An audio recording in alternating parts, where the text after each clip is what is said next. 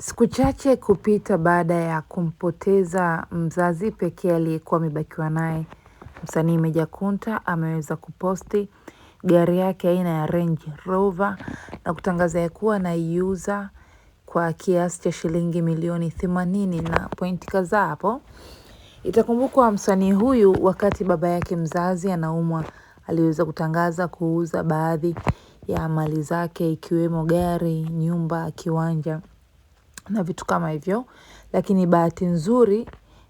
naibu waziri wa habari sanaa Hamisi Mwinjuma, wengi tunamfahamu kama Mwana FA, akajitokeza na kumwambia kwamba serikali itagharamia matibabu ya baba yake mzazi ambaye kwa bahati mbaya alimpoteza siku ambayo serikali ilitoa ahadi ya kugharamia gharama za matibabu. Lakini sintofahamu imeibuka baada ya msanii huyu kuanza kuuza gari yake hiyo aina ya Range,